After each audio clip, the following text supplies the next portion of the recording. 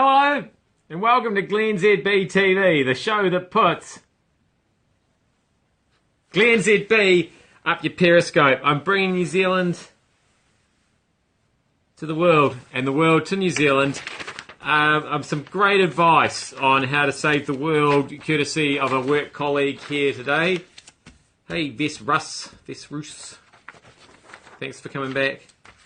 Pleased to see you.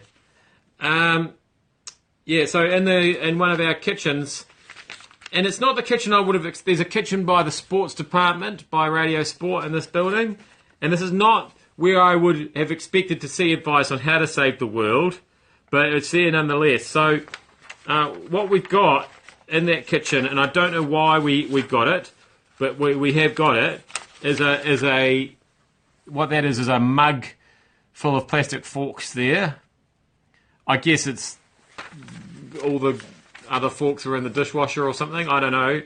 But anyway, somebody's taken great umbrage over this, and they've made a little sign and stuck it on the wall above the "I'm bad for the planet, be green, choose silver." And I think that they're talking about the forks, not them personally. I don't think they're saying they personally are bad for the planet. I think they meant the forks. This is a thing that has happened at our work. That somebody's taken quite a lot of time. Can you see the sad face planet piece of art there? And then they've highlighted the green part just to emphasise the point. I think that's supposed to be silver. It's grey, but obviously, probably the pens that write in silver are also bad for the planet, I'm thinking. To be honest, I'm also thinking that the pens that write in blue and green and black are quite bad for the planet. And that this pad, how many rainforests had to die for that? Not sure. Anyway, so that's going on at work. A stoush over plastic forks. It must be hard being raised a nudist. I used to work with a woman whose parents were nudists, and when they went on holiday, they would stay at nude camping grounds, and she found that quite embarrassing. This is a true thing. I never really thought about it, but I guess that goes on. And so I do feel a bit sorry for these poor kids whose parents obviously forced them into a life of public nudity as well.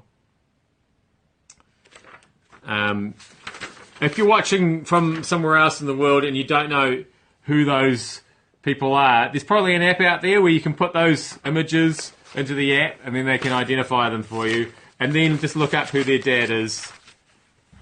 He's in charge of a country. Not an important country, but still. It's interesting. I'm just saying. What do you get? So if you're homeless or you're waiting for a home and Paula Benefit sticks you in a motel, just what does that package include? Is breakfast included? I'm thinking probably you have to buy your own drinks still, which is annoying. Will it be a motel with Sky Television, for example? Is there a Wi-Fi? Is it one of the places that does free? You've got a certain amount of Wi-Fi a day, or do you have to pay for it right from the beginning? Is there a pillow menu? Will they do your laundry? I don't know.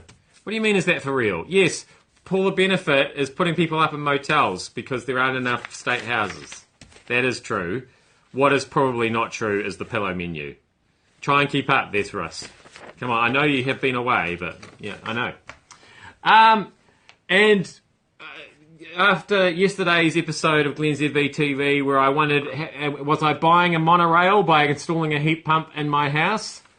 And by that, of course, I mean, have I just jumped on board with what everybody seems to rave about without really thinking through the consequences of whether I actually need this thing, whether it will actually be any use for me? I think I can answer this pictorially.